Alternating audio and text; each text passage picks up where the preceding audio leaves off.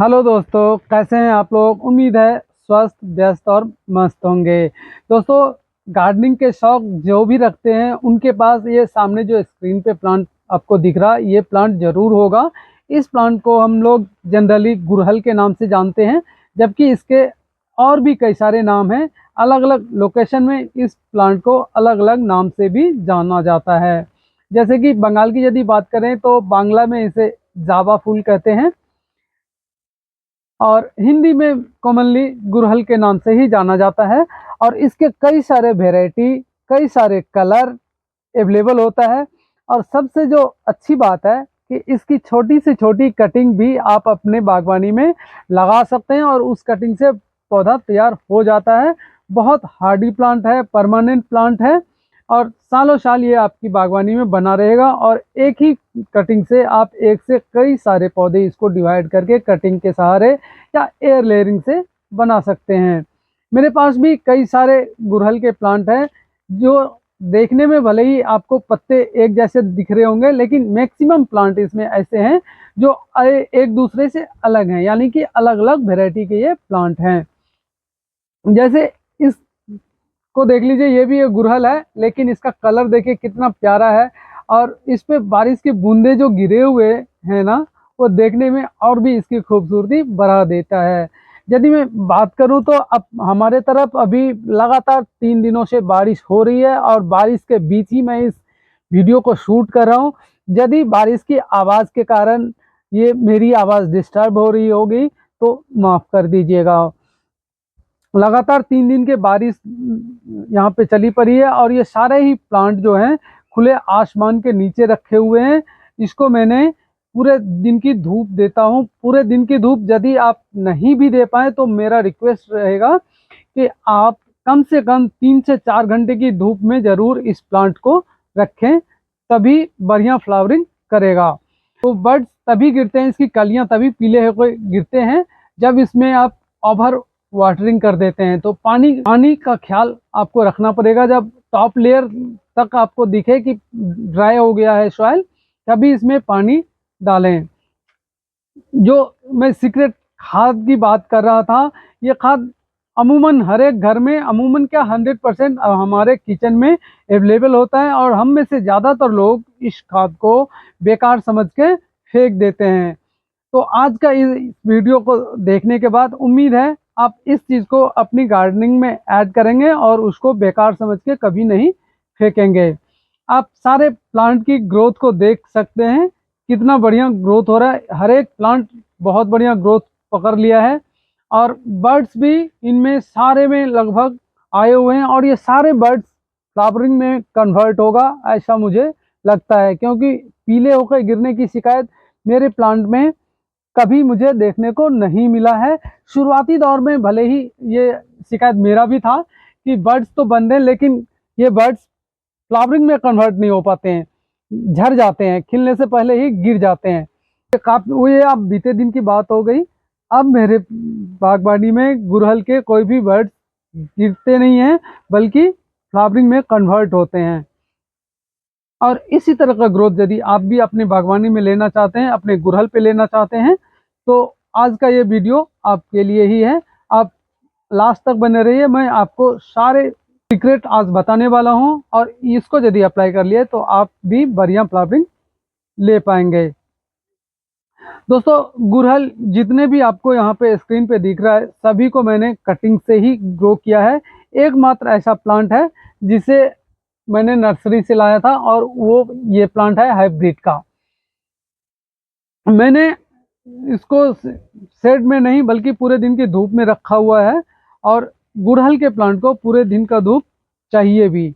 इसको यदि आप शेडी एरिया में रख देंगे तो हो सकता है पौधा आपका हरा भरा रहे, लेकिन इसमें फ्लावरिंग नहीं या बहुत कम मात्रा में आपको मिलेगा। इसलिए गुड़हल को ऐसे लोकेशन में रखें जहाँ पे धूप इसको मिलता रहे। गुड़हल में एक और आम समस्या होती है, और ये समस्या है मिलीबग के अटैक का। जी हाँ दोस्तों, ये जितना प्यारा फूल है ना, उतना ही इसमें मिलीबग का अटैक कॉमनली देखने को मिलता है। मिलीबग एक बार जब लग जाता है तो पौधे को बिल्कुल बेकार कर देता है, और सारी पत्तियां, सारे बर्ड, सारे फ्लावर खिलने से पहले वो मुरझा के गिर जाते हैं।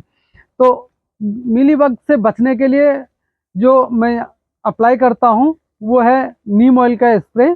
नीम ऑयल का स्प्रे यदि आप भी कंटिन्यू कम से कम सप्ताह में 1 दिन या मैं 15 दिन में एक बार तो लाजमी करना ही चाहिए, तभी इसमें मिलीबग का अटैक नहीं होगा। और मिलीबग एक ऐसा खतरनाक कीड़ा है जो एक बार लग जाता है तो पौधे पे 1 से 2, 2 से 10, फिर हजारों की संख्या में ये लग जाता है और पूरे पौधे की रौनक ही खा लेता है। वो फ्लावरिंग तो छोड़िए, पौधे की ग्रोथ तक रुक जाता है, सारे पत्तियां बेकार हो जाता है। तो मिलीबग से बचने के लिए गुड़हल को आप नीम ऑयल का स्प्रे जरूर करते रहें। पानी ज़्यादा इसको नहीं चाहिए, तो ओवर वाटरिंग से बचें। और तीसरा जो इसका सीक्रेट खाद के तौर पे मैं इस्तेमाल करता हूँ, वो खाद भी मैं बताता हूँ। बहुत ही सस्ते रेट में, बहुत ही आसानी से मिलने वाला ये खाद है। और एक बार यदि आप खरीद के लाएं तो बहुत ही चीप रेट में इसको आप लंबे समय तक इस्तेमाल कर पाएंगे। अब मैं आपको दिखाता हूँ जो मैं सीक्रेट खाद बनाता हूँ और डालता हूँ इसमें। वो ये देखिए, बनाना पिल फर्टिलाइज़र या किचन वेस्ट फर्टिलाइज़र है ये। इसी में मैंने मिलाया हुआ है थोड़ा सा मस्टर्ड केक। मस्टर्ड केक बहुत बढ़िया फर्टिलाइज़र होता है। तो किचन वेस्ट फर्टिलाइज़र, बनाना पिल और मस्टर्ड केक को एक साथ मैंने बनाया हुआ है। और मुश्किल से 3 से 4 दिन में ये फर्टिलाइज़र बिल्कुल तैयार हो जाता है, जिसको मैं छान के अपने इन पौधों पे डालता हूँ। पौधों में ये खाद डालने से पहले मेरी कोशिश ये होता है कि 1 दिन गुड़ाई कर दूँ, और गुड़ाई के बाद जब मिट्टी बिल्कुल ड्राई हो जाएगी उसके बाद मैं डालता हूँ, ताकि जो ये खाद का जो विशेष गुण है या खाद का जो पौष्टिकता है वो इन पौधों को मिल सके, उस मिट्टी में मिल सके। पानी यदि देख लें आपकी अभी मिट्टी नम है तो उसमें ना डालें। गुड़ाई करने के बाद यदि आप ये खाद डालते हैं तो आपके बागवानी में ये पौधे इसी तरह लहलहाते रहेंगे, और कभी इसके बर्ड्स ना गिरेंगे, ना इसके ग्रोथ कम होंगे। और ये सारे ही पौधे, ये सारे ही बर्ड्स, जो कलियां आपको दिख रहा है, वो फ्लावर में 100% कन्वर्ट होगा। गुड़हल का फूल हर एक बागवानी में आपको देखने को मिलता होगा। और जिन्हें बागवानी का शौक कम है या पूजा के पर्पज से एक दो पौधे लगाते हैं, उनके पास भी ये कॉमनली प्लांट आपको मिल जाएगा। तो बहुत ही प्यारा प्लांट होता है, जिसे आप बिल्कुल फ्री में अपने बागवानी में ऐड कर सकते हैं, कटिंग के जरिए तैयार कर सकते हैं। और इन्हीं पौधे को इतना बढ़िया ग्रोथ लेने के लिए ये सारे ही होममेड फर्टिलाइज़र का आप इस्तेमाल कर सकते हैं। यदि मैं बात करूं, ज़्यादा लोगों का ये क्वेरी होता है कि नीम ऑयल के सब्स्टिट्यूट के तौर पे क्या हम इस्तेमाल कर सकते हैं। तो दोस्तों, नीम ऑयल का सब्स्टिट्यूट भी अपने किचन में अवेलेबल है। तो किचन से निकला हुआ खाद और किचन से ही निकला हुआ होममेड पेस्टिसाइड भी आप इस पर अप्लाई कर सकते हैं, और इसको किसी भी तरह के कीड़े के अटैक से दूर रख सकते हैं। होममेड पेस्टिसाइड की यदि मैं बात करूं तो होममेड पेस्टिसाइड के तौर पे दोस्तों, आप इसमें पेस्टिसाइड की यदि मैं बात करूं तो किचन में निकले हुए नींबू या संतरे के छिलके को पानी में भिगो के रख दें। उसमें आप थोड़े से मात्रा में विनेगर का यदि इस्तेमाल कर लें तो और भी बढ़िया होगा। विनेगर नहीं अवेलेबल है उस सूरत में आप इसमें मिर्च पाउडर भी डाल सकते हैं।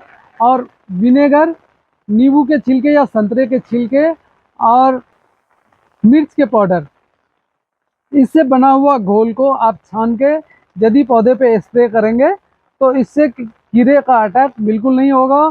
और यदि हो भी रखा है तो इसके स्प्रे से कीड़ा आपकी बागवानी से या मिलीबग आपकी बागवानी से दूर चला जाएगा। तो वही बस यही कुछ खास टिप्स था जो मैं अपने बागवानी में अप्लाई करता हूं और बढ़िया रिजल्ट लेता हूं। उम्मीद है इस वीडियो को देखने के बाद आप भी अपनी बागवानी में इसी तरह से होममेड फर्टिलाइज़र और होममेड पेस्टिसाइड का इस्तेमाल करेंगे, जो बिल्कुल ऑर्गेनिक तरीके से बिल्कुल मुफ्त में तैयार होता है, और अपनी बागवानी में ऐड करेंगे, जिससे आपकी बागवानी में भी यही प्लांट इस कदर लहलहाता रहेगा। उम्मीद है वीडियो आपको पसंद आया होगा। इस तरह का इंफॉर्मेटिव वीडियो यदि आप और भी देखना चाहते हैं तो मेरे यूट्यूब चैनल बबलू की बगिया को सब्सक्राइब कर लीजिए, क्योंकि मैं इस पे प्लांट और प्लांट पे होने वाले विभिन्न तरह के रोगों की निदान का जानकारी लाता रहता हूँ। बहुत बहुत धन्यवाद आप सभी का इस ब्लॉग को अभी तक देखते रहने के लिए।